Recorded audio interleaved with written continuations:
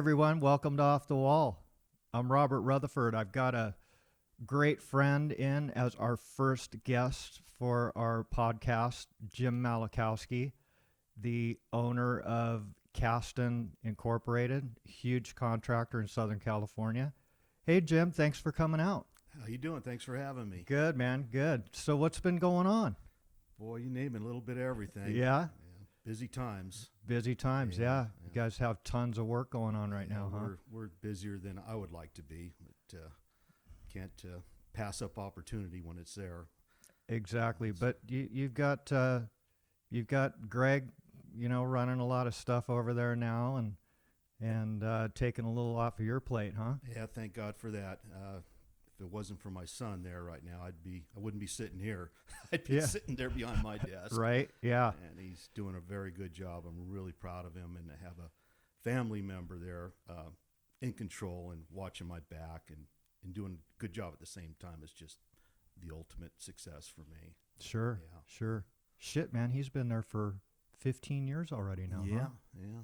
I did everything I could to keep my kids out of this business, too, and he saw the opportunity, and I couldn't turn it down, and here he is. Got it. And he's taking the bull by the horns and running with it. Yeah, he's doing a very good job. He's very well respected out there, too, and very smart. Yeah, well, you guys have an awesome reputation in the industry. Well, thank you.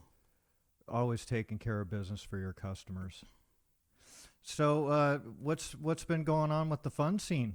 You been having any fun? Oh, boy, if you call trying to learn how to golf fun, I suppose that's been taking up a big part of my time. I'm late into that game, but sort of obsessed with it. Playing a little pasture pool, huh? Yeah. Right on. I got that, and grandkids are coming left and right, and Kim's pregnant now, so we've got a fifth one on the way. And congratulations! Found out yesterday she's going to have a boy. Nice. So I'm going to have 3 grandsons and 2 granddaughters, which is wow, very special. For sure.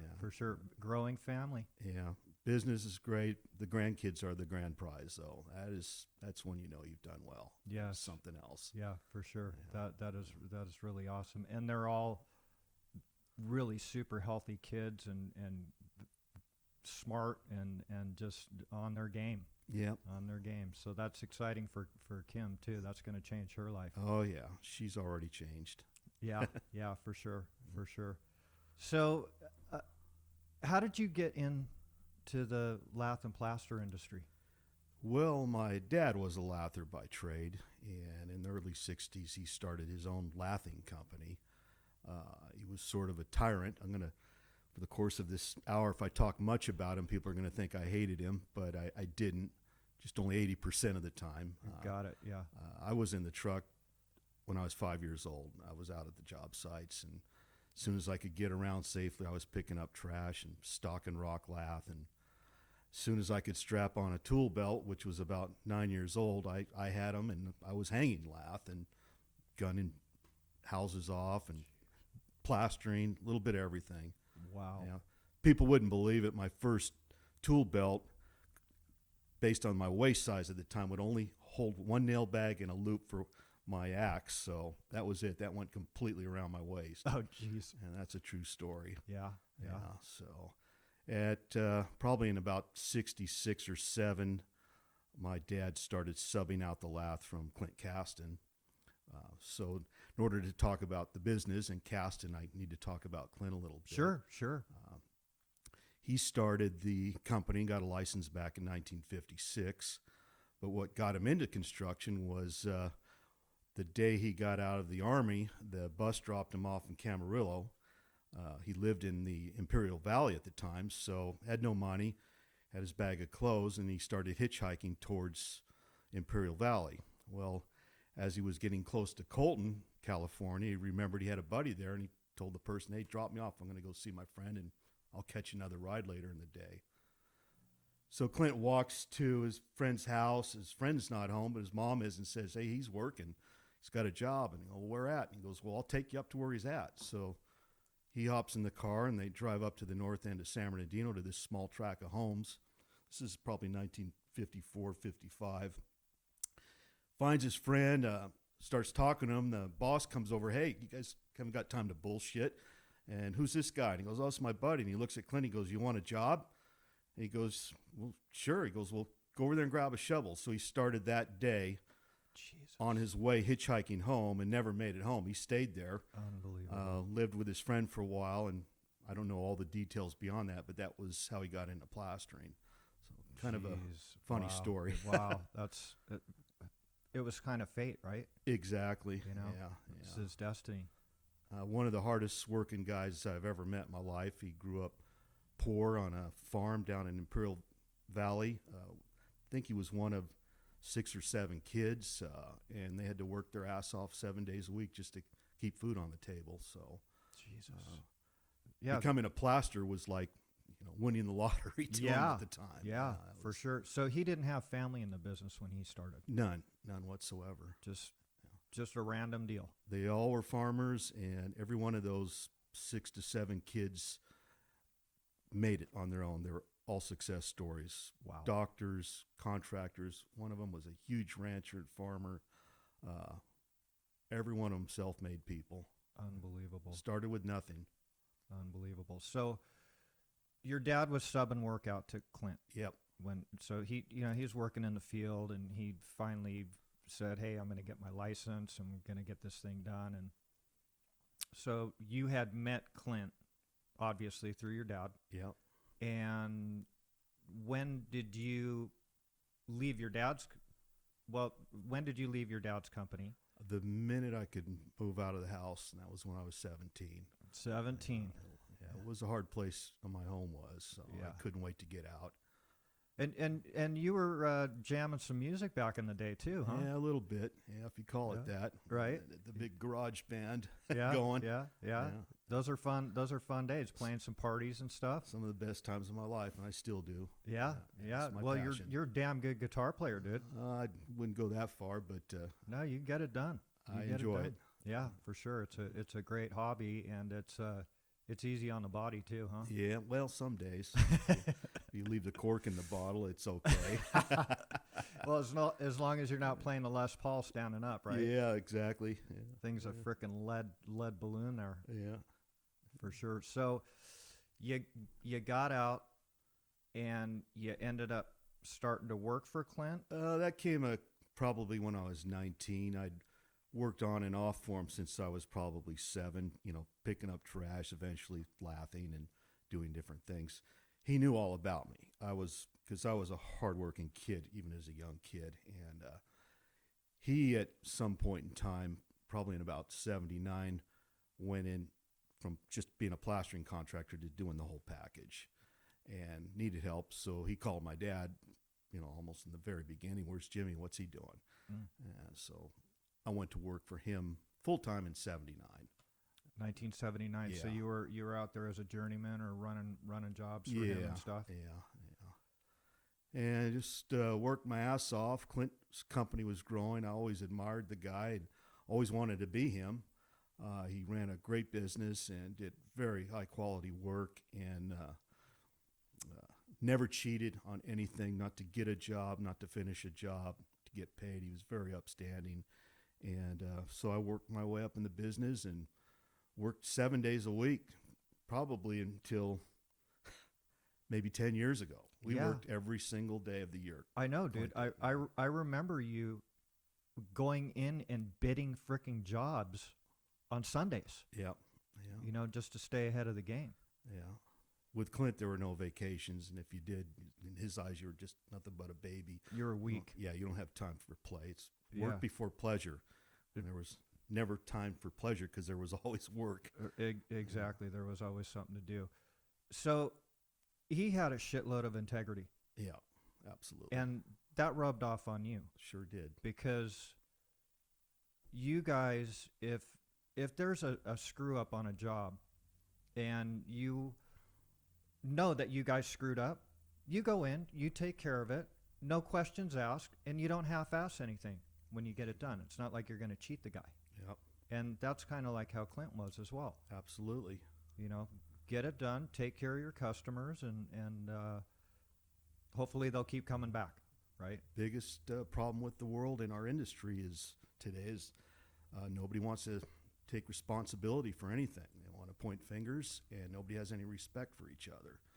There are a lot of good people out there, believe me, but most of them aren't willing to do that. They're going to try to figure out a way to get out of it or cheat, and that's not how I make my money or run my business. Well, that's part of your success, yeah, for sure. And I know that that's rubbing off on Greg too. Yeah. You know, that it's kind of indoctrinated, right? Greg gets it, Yeah. absolutely, Yeah. 100%. Yeah, that's those are excellent qualities. And again, there's a lot of great people out there, but there are, certain ones out there that are trying to cheat it. Yeah. I've told Greg since day one, our biggest asset, period, is our credibility. Absolutely. And with that, you've got a lot of power. Yes. That gives you more power than money. Yes. Believe me. Yeah. Yeah. It's your reputation. Yep. So Super, super important. we guard that with everything. Yes. Yes. You guys actually had a smaller operation as far as your overhead on the inside. Yeah, I And think so- so. Yeah, and that's small is good, big is bad, in my opinion, because it's easier to manage people. So Greg now has some guys that he's pulled in for project management and estimating and so forth. That was a big change for you guys. Yeah. But that's the new blood that came in to take it to different times, right? Yep. Kind of evolution right there. So once you were in there estimating for Clint, what were the types of jobs that you guys were taking on? Oh, in the 80s, it was 90% hospitals and medical facilities. During the first part of the 80s, we did 90% of the Kaiser work in our area. Wow. We were really in well with them. They liked us.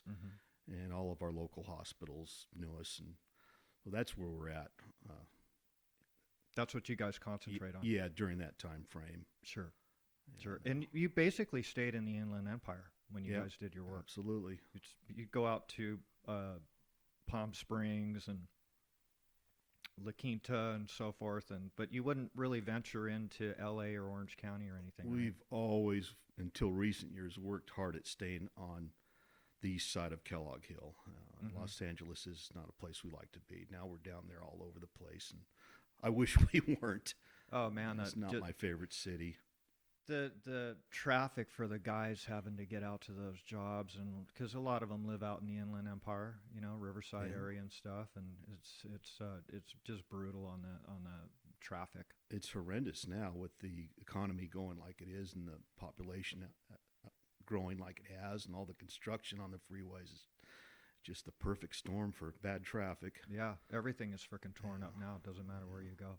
So, like, you were coming in today. You came from your place, and you said like 2.5 hours to go 40 frickin' miles. Yeah, What it's a bad frickin' day. nightmare, man. Well, Thursdays are the worst, right? Yeah, So, bad day, especially with a 60-year-old prostate. Yeah, it's horrible. I'm telling you. yeah. So 60, man. I can't believe you're at that point. I got a few more weeks. Not Yeah. quite, but it's Okay. coming. Good. Dude, you're looking good. You're still working out with the trainer? Yeah, feel good. Feel better than I have in 20 years. Good. Yeah, turned it around a little bit. Good deal. Good deal. Hey, use it or lose it, right? Yep. So, what was the toughest job that you ever did as working in the field? Boy, The toughest one. this may sound arrogant, maybe not. I really never had a bad job in the field, mainly because I really knew what I was doing Mm-hmm. and ran a very good job. And when I was out in the field on site, I had control of the job. Mm-hmm. We were controlling how things went, so we were never really in trouble. Mm-hmm. I've had tough times with inspectors and different project managers, but never turned out bad. And in the end, everybody shook my hand and wanted me back. That's awesome. I can't think of one that was a nightmare. Yeah. We have in business, Sure. but yeah. not personally when I was in the field. No, but I mean, like as far as like trick framing, groined ceilings, probably a lot. The churches were super detailed, with some trick shit going on. And I remember when I was working in the field, and I was, the foreman would come by and say, "Dude, you're not building a church here," So it's like, uh, I've done some trick work, but as far as like doing iron ceilings and stuff like that, where you're bending your channels on a roller and stuff like that, did you have any of those experiences? Oh Or- yeah, tons of them. Like I said, I started in the early '60s. I could tie lath like nobody's business, and I love it. we framed everything, and it was a lot different then. Sure. But nothing that really jumps out to mind. There's so many of them that Yeah. it's just a blur at this point. Yeah, I hear you. Yeah, you got quite a Yeah, portfolio yeah, going yeah. on that end of it. So when did Caston really start to get into this massive work that you guys are doing? Say one of the first larger jobs that we landed was the Kaiser and Baldwin Park with McCarthy, and that was in, I want to say, 1990. Mm-hmm. And things were very slow back then, and that was the biggest job going, period. And we landed it, and it's a fantastic project. Turned out real well for us. We knew everybody. The materials pricing was in our favor. The labor, we had our pick of whoever was out there because Sure. a lot of people were out of work. Yeah, we were in a recession. Yeah, it was something else. That sort of changed things. Yeah, Yeah, yeah. Well, you guys shortly after that, you did that Arrowhead Medical Center. yeah. That was That was just a freaking just monster. a couple years later, and that came after the Baldwin Park, and Mm-hmm. we showed McCarthy who we were at the time, and they had to have us back, and we were the low bidder. I think there was only two of us even bid the job, and again, that was a fantastic project with good people in and out. Went real well. There was, I think, over 6 million feet of drywall and Jeez. 200,000 sacks of fireproofing, and it just, we did not have one problem. Again, our reputation helped Sure. us. The San Bernardino County loved us. Believe it or not, first week we started, one of the inspectors just came after us with everything he had. Our screws were wrong, the way we parked our cars were wrong, you name it. He was a nightmare. And we'd been there a week, and I'm thinking, oh boy, biggest job we've done to date, and this is how we're going to start. So I called my buddy at the county, and I said, I won't mention his name. I go, Sure. God, I hate to do this, but God, we're having a real problem with this inspector. I go, the first day, and he's going, oh, Jim, you're kidding me. What's his name? Well, he was gone the next day. Oh, that's nice. Yeah. That's nice. Not because we were doing anything wrong, Sure. but he was wrong for the project. Got it. Got it. So, Yeah. Well, you know this. The inspector can make you or break you, right? you know, they You know, can. and Yeah. they can be tough. Yeah, They they can can be make tough. life hard on you. For That's sure. For sure. Yeah. Yeah. So, you been doing any fishing or anything out there? Or? Got out a little bit last year. Did a trip with Dick and them down to Mag Bay and Nice. had a great time. Caught a lot of fish. One day, three of us landed 58 marlin Holy one day shit! on the boat. Really? Yeah, I think that was a record for the gambler. Could have been a bloody mess, huh? Yeah, yeah. I had some wonderful times with that boat and those people. They're some of the best. Yeah, for For sure. sure, Yeah. yeah. Yeah. So you went to Machu Picchu. Yes, a couple years ago. Yeah, that was quite a trip, huh? Yeah, that was fantastic. I think everybody needs to get down there. Yeah. Yeah. Amazing spot on the planet. Cusco, Peru is really special. Yeah, that was. I remember seeing the pictures that you sent to Yeah. me on that one. And, Not what I expected. By far the most interesting trip I've been on in my whole life. Oh, really? Yeah, Wow. by far. Wow. And safe, good accommodations. We had a fantastic guide that went everywhere with us. And boy, what they did in those mountains, 800 years ago is absolutely mind-boggling. Yes. Manual labor. Yeah. Yeah, for sure. Take for a sure. few of these fancy contractors here in California and go try to build one of those ruins today, and they wouldn't know what the hell to do. Well, shit, it took them 50 freaking years to do it too, Yeah, right? You know, yeah. so or maybe even 100, you know, Yeah. because they didn't have the modern technology. But hey, man, there was no BIM, right? Yeah. They figured it out. Yeah. It was, No BIM, no PMs, right? no inspectors. Yeah, and it's still standing, right? Yeah. The only assholes they had were the Spaniards. Got it. Got it. Got it. So you were actually in Europe this year too, right? Yeah, went with your cousin Brad. Did a Rhine cruise and went through Germany and Amsterdam. Spent some time there and Cool. Zurich. Had Yeah, a great time. that's awesome. Yeah, that was a hell of a trip. Yeah. You're there for a couple weeks, huh? Yeah, yeah. Wow. Wow. So enough of this fun shit. So where do you see the industry going in the next 10 years? Boy, it's going to keep going down the same path. I don't see much changing. I think we're in one of these cycles where it's really busy. New people are coming in that are inexperienced and really don't understand how things work, so they make things a little tough. They'll grow up, they'll get smarter, they'll do a better job, and then the next batch will come in and make Start things all over. difficult again. Yeah, You yeah. know, it's the inexperience out there and the arrogance that somehow or another goes along with these inexperienced people who should really be listening to us Yes. causes a lot of our problems. Yeah. Uh, Yeah. so, Well, but that's why like I want to get, you know, there's going to be a wide range of guests that are on this show, and the younger generation is learning from the old timers. So Yeah. I'm considered a frickin' old timer now yeah, I know. in a 25-year-old's eyes. Yeah, So this is kind of set up to educate uh, the up and coming generation, you know, because they're learning from the guys that have been doing it for a number of years, right? And they Yeah. went through all their crap and had to figure stuff out and pay their dues, and it they're supposed to learn from that. I do think we, and I'm guilty too, do a poor job of training the new guys that come in. We just sort of hire them and push them and leave it up to them to figure things out to an extent. Mm-hmm. The unions do a pretty good job, but the journeyman and foreman really should be spending more time teaching them the tricks of the trade.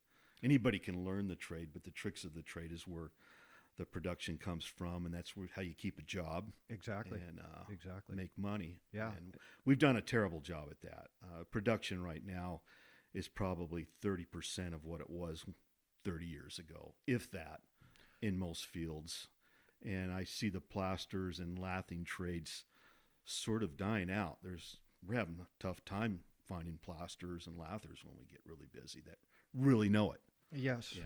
Yeah.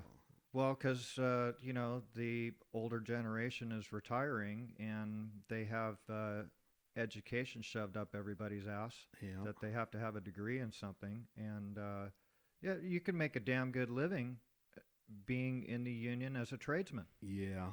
Another You know? problem with the country right now that everybody thinks college is for everybody, and it really isn't. No. Some people be better off.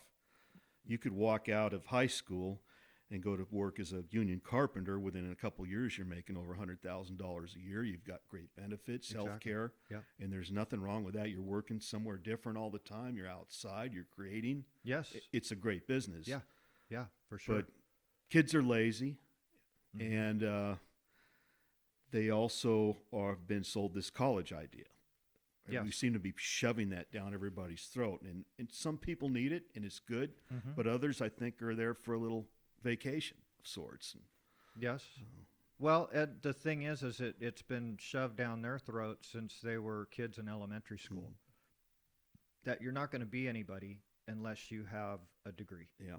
So, like, if you're going to be a doctor or an attorney or an electrical engineer, like Jimmy, Yeah. yeah, you need it. Yeah. You know, you got to know that fancy math, but not everybody's cut out for that either.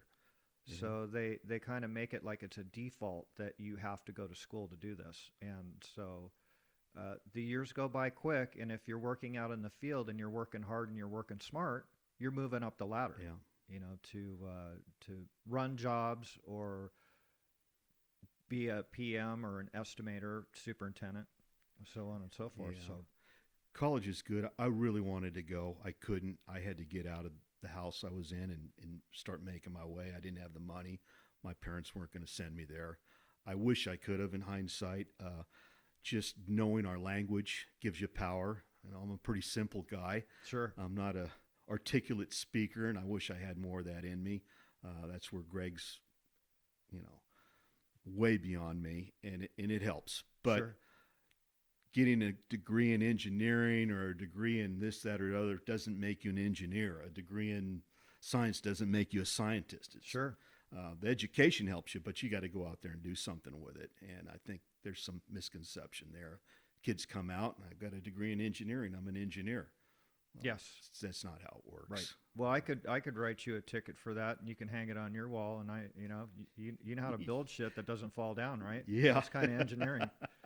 So yeah, Yeah. that I wish college had more, not only curriculum, but some on, in the field experience tied into it, whether it's in the medical or construction. They need to mix that all together to where they're really getting real experience and learning that trade or that profession that they want to be in, and yeah. make it real.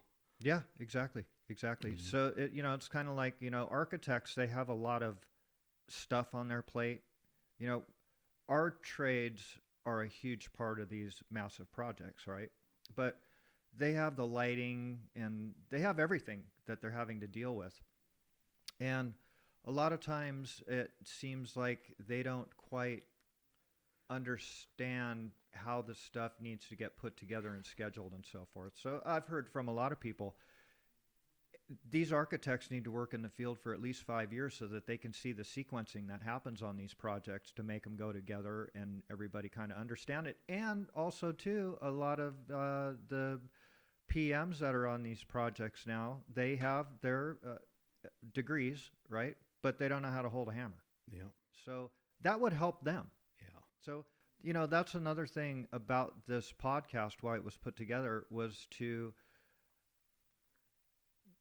have the younger generation reach out to the guys that have been in it for a number of years and learn some of those tricks, right? It's just going to help you coordinate your jobs better, and it's going to it's going to make everything run smoother. So it's what they're doing now is they're promoting trade schools, which were kind of always there when you and I were growing up. So, I remember in high school, they had all the shop classes, metal shop, wood shop, all that stuff. But they actually took all that stuff out and they put them like computer science or whatever. Yeah. We need some of that back for sure. So it was, that's why there were like more guys maybe in the trade. But in a lot of cases too, it's kind of like you and I, it was in our family. So our dads were doing it, and we just kind of fell into it. But you sound like we're a little parallel when we were growing up, that we were kind of building shit when we were kids and kind of mechanically inclined. Yeah. Mechanics, there's the key word. You need to hold something to understand the mechanics. You can't read that. Can't see in a picture how something fits or works with something else or interfaces with another product, and that's where we have the expertise. 90% of the architects and general contractors and other trades we work with are pretty open-minded, good guys. They come to us when there's a problem with our products or our trade. What do you think we should do? They listen to us. It's that 10% that thinks they're going to tell you how things are going to go just because they're in that position. Sure. They should come to us. We're the experts. Exactly. They question us. Yes. Yeah. That's why they Just hired like you. You get questioned on diamond fur, and you're the one who invented this stuff. Exactly. And they're trying to tell you you're doing it wrong. Right. Yeah. Well, there's insanity. a lot of stuff that gets they want to Frankenstein it. That gets super annoying because there was a lot of testing and shit that goes with developing products, and so it gets very frustrating when you're dealing with people that have just seen it and don't quite understand it. You know, it's a tall mountain. Inventing shit's easy. Marketing, it's very difficult. Yeah.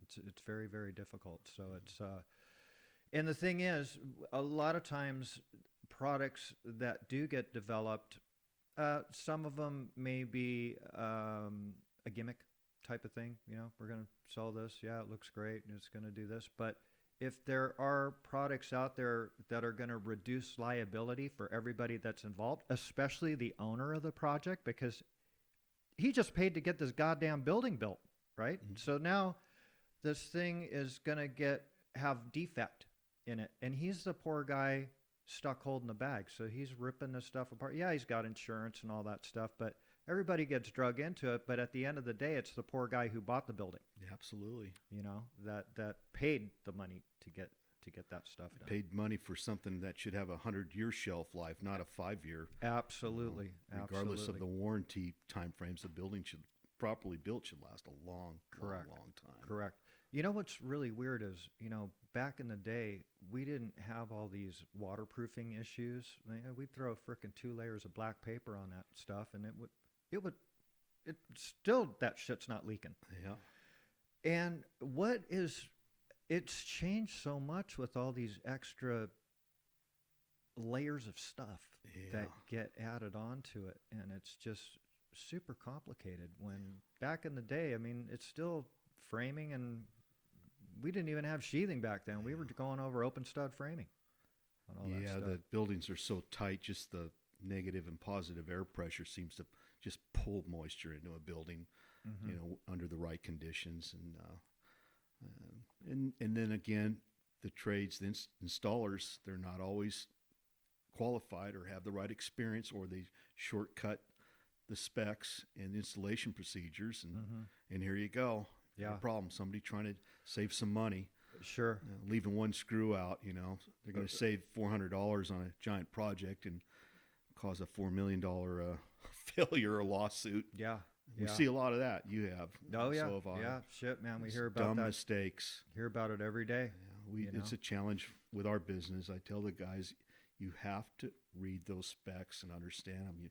You skip over the wrong sentence, and we're in trouble. And how long does it take you to read that sentence? Exactly. 2 Well, minutes. but it's kind of a lot of that stuff has gotten pretty complicated too, as Oh, far yeah. as the wording and stuff Yeah. like that. So, you know, I remember you telling me, you know, if the specs say we want pink screws, put pink screws in. Yeah. Okay, find them, because they found them somewhere. So you got to put them in. So you know, that's part of your integrity. Yeah. You know, to where you just want to get it done right, and you don't want to go back, and you want your reputation correct. So it's changing that way for sure. Yeah. Yeah. You know? So how's the Tesla doing, dude? I love it. Yeah? Still my favorite car. Yeah, that guy was something else, dude. Yeah. Yeah. He's changing the world. I think everybody should have one.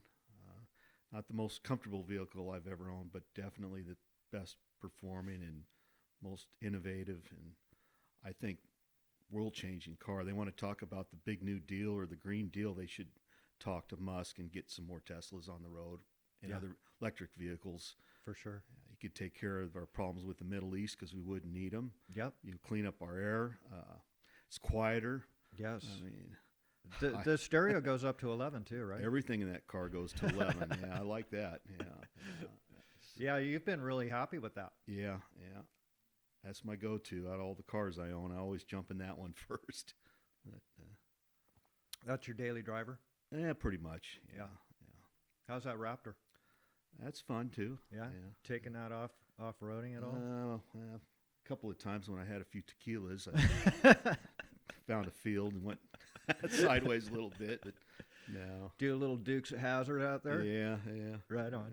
Right on. You did a training thing on that, right? Yeah. It was really fun. Went back to Ford's campus in Utah and spent a whole day with another guy in a Raptor, along with, I think, 15 trucks and instructors. And we did every kind of simulated course there was at the campus, and then went off-road for about 6 hours off into the hills of Utah and rock climbed and Baja raced. And No shit. Fun day. Fun day. Taught you some tricks on that thing? Yeah. That's cool. Yeah, it's quite the vehicle. I'm not a big motorhead or off-road guy, but that truck's pretty impressive. That's a badass truck. Pretty dude. fun vehicle. Yeah. Yeah. No, And, that's a nice piece. yeah. For sure. For sure. So, did you do any skiing this year? Oh, not enough. Got up to Park City for a weekend, and I think Mammoth twice. I've just been so busy with family, business, golf, boats. Yeah. I mean, and you've been to my home. We've got a ranch and a farm there that we It's manage, unbelievable. and which I enjoy. Yeah. So I'm not really doing much at the office these days, but I feel like I'm doing nothing, but I'm busier than I've ever been in my life with all the other things that I've got going on. Yeah. Well, you know what, dude? I don't know what your plan was on retiring or semi-retirement or what that was, but you know, Greg stepped in and has given you some freedom on that stuff. Yeah. And more power to you, dude. I'm so happy for you. Never had a plan to retire, and really didn't even know what it meant, but I think I retired about 5 years ago. I just didn't know it. Yeah, got it, Yeah. got it. Well, you built that house, and I got to tell you, dude, if I ever build a custom home, I'm going to hire you for my GC because Fuck you, I wouldn't do it. You fucking knocked it out of the park on that thing. Don't want to do that again. It was unbelievable the amount of work that got done and the quality of work. And that, dude, you were the GC on that thing. Absolutely. That was awesome. That was a fun project. Yeah, that came out nice. So that's your last one. I doubt it.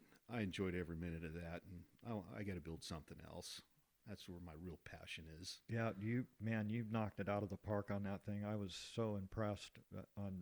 I remember when you had some dirt out there, and then all that framing. I mean, just you built the thing in 9 fucking months, dude. Yeah, a little longer than that, but yeah, it was Unbelievable. got it Unbelievable. done. It was quite the project. Very Yeah, for sure. complicated. Yeah, yeah. Frustrating though. My first home I built when I was, I think, 22. I drew the plans. I went to a paint store and bought a little drafting set. It was like 4 pages. I took them to the county building department. I think it was $235 for the permit, and I had them back in a week. The good old days. Huh? Yeah. Yeah. This So home it- it was well over $100,000 in just the permit, not to count street improvements, Edison, and all that. And it took months and months and months. Mm-hmm. And it's still just drywall, plaster, and framing and Yeah. plumbing. I mean, it's just that damn house. Right. Yeah. But, There's some square footage Yeah, there. the bureaucracy's mind-boggling for the same stuff. Yeah, you had to pay for like entitlements and stuff. Yeah, welcome to California. Yeah. Yeah. That's our good old government. Tough place to do business. It's definitely a hostile business environment Yeah, for sure. They Every- don't. They want to get rid of business. It seems like here. everybody's after you. The people that think we're the 1%ers got it made. Well, maybe the 1% of the 1% do, but the rest of us who do have some level of success, it doesn't come easy. Not in this state. No, It's No. a fight every day, and they're trying to take you down one way or another. for sure. So, Yeah. That's very, very tough. And God, if I wasn't at this age, I think I might move my business out of California. Oh, if I could, I would have been gone years ago. My Yeah. roots and family are too deep here. Sure, exactly. Yeah. Hey, California's got it all, though, dude. I mean, we've got, and we actually take advantage of a lot of what it has to offer, right? Yeah, You and I. yeah. With the beach and the boating and the skiing and the wine and the desert, and it's phenomenal. It Yeah. really is a phenomenal place. It It's is. paradise. It has the best of everything. It really does. but Except for the government. We've also invented and created most of the problems that this country has, and they're still inventing more problems as we speak. It's Yeah. well, we don't want to get into that conversation, No, do we? no, not at all. Not at all. Well, we're not going to get nothing done. So Oh my it's, gosh. it's a tough environment Yeah. as far as doing business and stuff like that. You guys ever do anything out of state? Out of state, Yeah. we did in the 80s. In the 60s, Clinton did a lot of work in Vegas, and during the 80s, we did all of the home savings and loans buildings all over the country. They had their own construction company, Wow. and we went everywhere they built a bank. But that was pretty much the extent of it. Got it. Yeah. So never ventured into, Texas or anything like that. Not since then. Got it. During that time frame, we went to Missouri, everywhere. They were building them like crazy. Oh, wow. So Yeah. you were the guys that were Yeah. taking care of that Yeah, scope all of work. them, yeah, it was all over the Shit. place. Shit. So they were doing lath and plaster back there? Back then? For those banks, they had marble on them, so we'd frame them, Got it. lath them, and scratch them, Mm-hmm. and then they'd hang the marble over the buildings. But they're all metal framed, ran by home savings construction people. They had their own superintendents, and then they had their own subcontractors that they liked, and we were one of them. So Wow.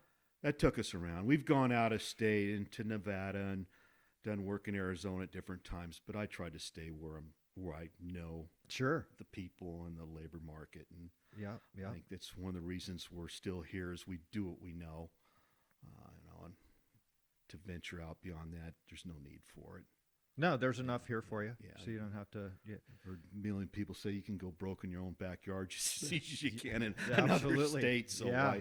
why drive there? Well, the other thing is too is when you get into these other regions, then the labor starts to put the kibosh on you too. Yeah, you it's know, completely different. Just in our industry, the production in San Diego is different from the L.A. area, and San Francisco yes. different from that. Yep. Yeah. Yep. I know some big boys that have ventured into different regions that are, have some great mechanics working for them. And they get up there and they're the new boys on the street. And so they will end up getting labor, but the labor pool is different and it's a different production rate. So it's exactly what you said, Yeah. where they can put you down. These guys lost a lot of frickin' money, so they had to come back, reevaluate how they're running their operation in those different regions. Yeah, we did quite a bit of work in the Bay Area about 20 years ago, and the labor up there doesn't even come close, and the weather's different. And Yeah. So, funny story though, the first job we did up there was in a small little town by SFO. I forget the name of it, Brisbane. Mm-hmm. It was just a real small postal building that we remodeled and reframed and whatnot, and sent the foreman up with a guy to start the job with one of our flatbed trucks with the tools and all the equipment that he could haul up there. And they got up there and got lost in San Francisco, and said they drove for about 4 hours trying to find the job, went across every bridge, and finally got there. And they were laughing that night at the bar going, God, they must think Caston's taken over the Bay Area because their trucks are everywhere. But it was just the same truck going around in circles. The guy's trying to flag him down and, Yeah. and say, dude, the job is here. God, Caston trucks are everywhere up here. Yeah, that guy's killing it. Yeah. One truck. Unbelievable. So that was your only real venture up into NorCal then, huh? Yeah, we've done some random things up there. If we've got a sure thing, for an old client, we'll go up there, but we're not looking to work up there or open another office or anything like that. Yeah. Never. We're fine where we're at. I'm happy with what we're doing. Good. Yeah. So, Well, you're watching your store, so to speak, right? Yeah, You know, absolutely. you don't got your full thumb on it, maybe your index finger, right? My But full you- wallet's there. Yeah. Ouch. That the frickin' payroll, dude, it's a freight train, huh? Never Yeah. ends. Yeah, never stops. That's the one thing that has to happen every week. We can be late on everything else, but those paychecks better be out there. Yeah. Well, and The guys can be late to work and cheat on their time, but boy, their paycheck better be right on payday. for sure. Yeah. For sure. Yeah, that's what a freight train. And how many guys are you running right now? We've been averaging around 450 to 500 over the last 2 years. Wow. Yeah, which Wow. is a lot for us. Is that a record for you? Yeah. guys? Oh, yeah. Definitely. Yeah. This economy we're in right now is unbelievable. In all my years, I've never seen anything like it. There's whatever you want's out there. Sure. For sure. But it's the hardest part is saying no, because we can only do so much right. And, Yeah. you know, Yeah. I've seen a lot of people over the years bite off more than they can chew and ended up choking on it. And Mm-hmm. so we're in a good spot. I'd like to have things a little slower, Mm-hmm. but Greg and the guys are doing a good job, and he's got great people there, and we have a lot of old time loyal employees that love working there, that have been there for decades, and so I think we're okay. Yeah. For right now, you are. Yeah, for sure. Well, labor's hard to get right now. Yeah, You yeah, know, that's a bitch. yeah. It's You know? we're having a real tough time finding enough plasters and lathers. That's Mhm. the two tough trades for us. The rest seems pretty easy, but Well, they're training these carpenters to hang drywall and put up tin can studs, right? Yeah. So you know they need to. I feel that the carpenters need to have a little more advanced program on the lathing to get that done. And you know when you and I were coming up, you know, lathers, there wasn't, carpenters were framers. Yep. Or doing finished carpentry. And so, you know, you were doing framing, lathing, trim, drywall, tin can framing, acoustical ceilings. So it was super well rounded. And one of the things that was kind of cool about lathing back in the day was you weren't just doing one thing every frickin' day. Yep. You know, you got to mix it up, so it didn't get boring. yeah, they were the lathers were the trade that knew how to do everything. Yeah. Back in the day. Yeah, and they kind of really ran the jobs. And the other thing is too is, you know, the our industry is laying out all the walls and everything, right? So when people come in and start getting ahead of what we're doing, then they're putting the kibosh on the whole frickin' job. You know, the scheduling and so forth. You know, you got duct work in front of you and all that Yeah. crap. It's right where your wall goes. It's like, dude, are you looking at these plans? No, I want to get this stuff up in the air. So it's The sequencing out there is just a joke. Everybody's looking at a schedule that was mapped out by God knows who, mm-hmm. and not really thinking about the sequence. They're just worried about being here on that date, and that just does not work. No. I think these projects would go so much better without a schedule if Mm-hmm. you had the right contractors and the right tradesmen. Yeah, but It builds itself sure. when they're working together. Uh, the guys that are running the job have been in the trade for the foreman. Yeah. They know how the thing goes together and how it's supposed to get sequenced. So it's like a lot of times, you know, there's a lot of head bumping that goes on out there as far as how the stuff gets put together and who should be where. And again, you know, they should all know the sequence Yeah. of the job. And so I remember my dad telling me when he was a kid, the GC used to lay out everything, and they shot all the frames in. Mm-hmm. And that way, if something was wrong, nobody was pointing the finger. You know, there was only one guy to point the finger at. We shot the track down where you snapped the lines, and it seems like it was a lot more coordinated. Yeah. You know, back then. They had a hand in it. All the general contractors back in the day were doing the concrete and maybe the wood framing with their own people. Sure. So they had some stake in things going in the proper sequence, and Sure. they knew it. Mm-hmm. They understood it. They do all the cleanup back in those days, Right. and haul off the trash. It was totally different Sure. now, and went way easier. Yeah, It seems like it. yeah, it did. It Yeah. seems like it. Now, if a big job, the schedule's tight, and say we show up to drywall, and on the day we're supposed to be there, and the electrician isn't done, and he didn't show up that day, they're saying, "Well, just cover him up anyhow." Well, why? If we're going to take it off tomorrow, we don't care. This is the schedule. Just stupidity, Mm-hmm. and it's And then so frustrating. Sure, and then on the paperwork end of it, he tells you to do it, and then when you turn your bill in for it, and they want to give you 30 cents on the Oh, dollar, yeah. or Well- 5 cents on the dollar. Well, if he has to tear it off, we'll pay you to patch it in, and then we patch it in, and then we never get paid for that until a year later, if they even pay us. Yeah. It's insanity. Yeah, And it's again, in my business, we've probably got 10% of the projects are ran that way. Most of the people we deal with, I have a lot of respect for and run a pretty good show right now. Sure. But we're very selective in who we bid to. Yep. Yep. Yeah, we've always been that way. Yeah.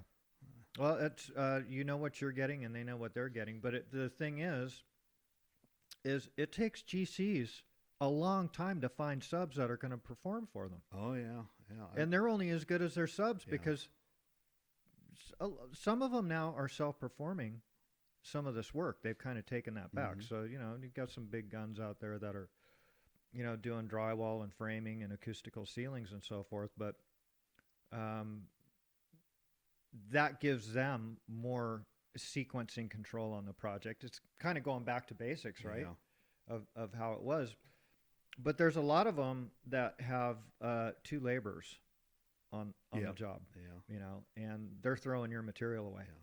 They've got nothing to lose. Right. It doesn't matter to them what it costs you to perform your contract. Yeah. As long as they get what they want out of it. And yeah, Yeah. it's tough, but that's how the business works. That is. Yeah. That is. Yeah. And it's you would think with all this edumacation it would get a little smoother. Yeah. But and then again, general contracting is a tough business. I couldn't do what they do. It's brutal. They have to be brutal. Yes. They have to use bad subs in a sealed bid or situation where the low bidder gets the job or they don't get the job.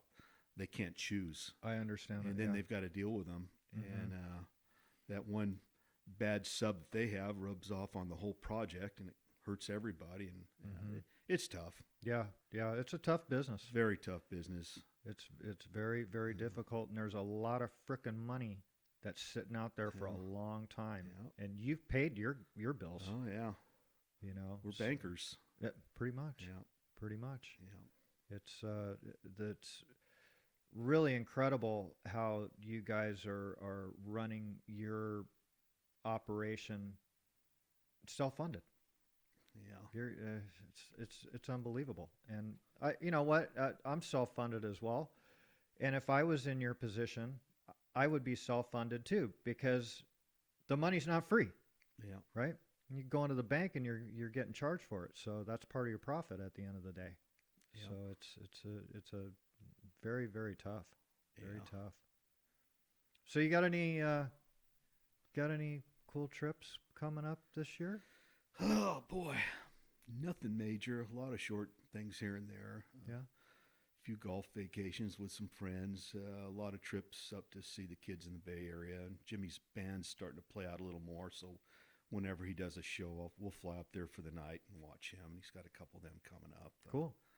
And What kind of music are they doing? they're doing all original rock stuff. Yeah. Yeah. Same people you've seen in the past. Okay, so he's still Group of playing guys. with the same guys. Yeah. Just a little more often now. Right. So that's always a fun Mhm. evening for me. Yeah. Yeah. Especially if are they doing 6:30 gigs? Yeah. No.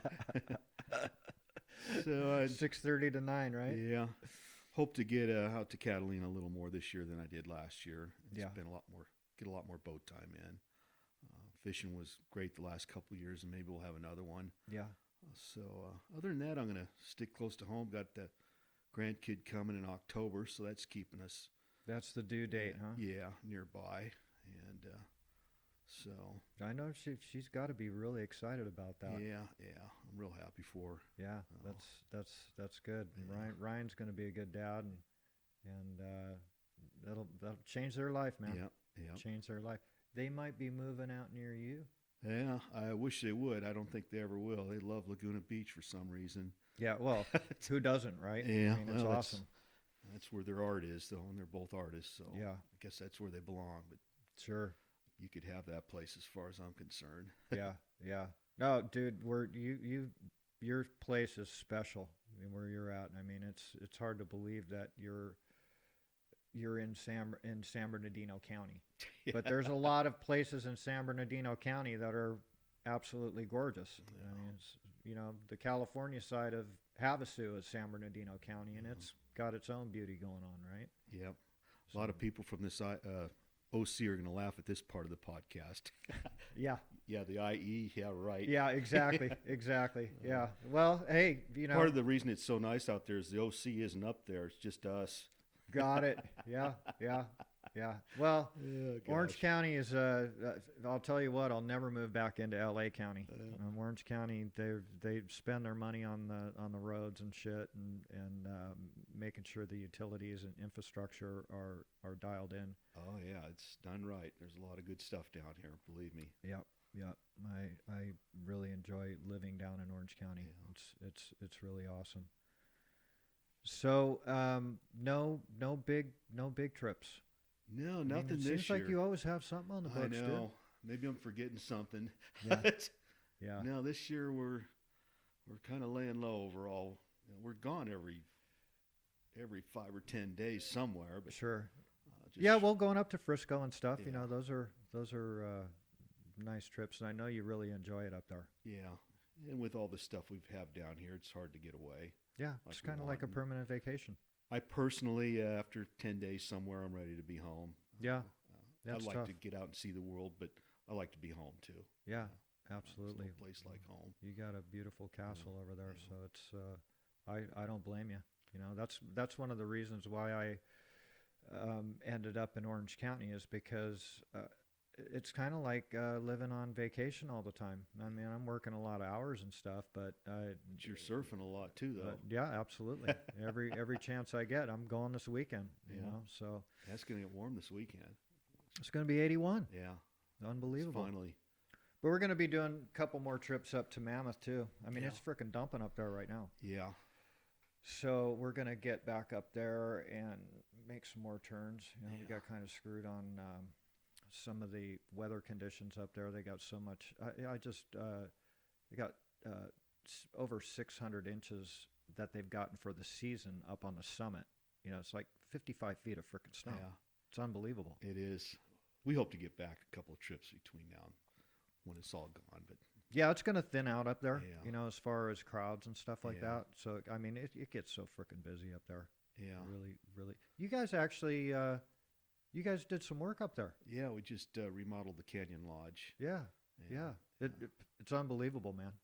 Yeah. The escalator is the bomb. Just putting that in there sure changed things, didn't it? Sure did. Yeah. It sure did. The only thing that they messed up on is they didn't take it up to the bar on the third floor. Yeah, I know. You got to take the stairs. Years you were banging away, man, making this stuff happen. Look at you. I mean, I'm so freaking proud of you, dude. Yeah, thanks, Rob. You've kicked ass, dude. You have kicked ass. I have so much respect for you. And if anybody deserves the success, it's you for sure. I Oh, mean, thank you. The dues have been paid, man. Really, really awesome. Really awesome. Hey, man. Hey, Jim. Thank you so much for coming by. No, thanks for having me. This has been great. You're telling some awesome stories, and I think that people will want to hear these stories. I'm excited about what you're doing. I'm excited to see some of the others. I don't think I want to listen to this one. Well, but yeah. I hear you. It's I hard. think it's going to be a lot of fun for everybody, and it's going to keep going. A lot of people are going to get interested in this, and the fact that you want to have even tradesmen on, I think that's really cool stuff. Yeah. Well, it's to help the industry, Yeah. and there's nothing like it in our industry. Yeah.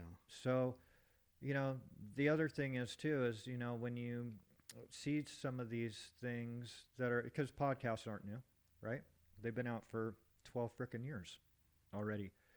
I just wanted to do something for the industry, and the thing is I'm an expert in this part of the industry, because I've been doing it my whole frickin' life. So it's good dialogue to go back and forth with people, and hopefully some people will learn from some of the stories that are told on this. Sure, or at least feel better about their own situation. 'cause Exactly. We're all in the same boat. It Exactly. sounds like we've been complaining the whole time, but it's a great business, and It is. very exciting. It's very competitive. I love that part of it.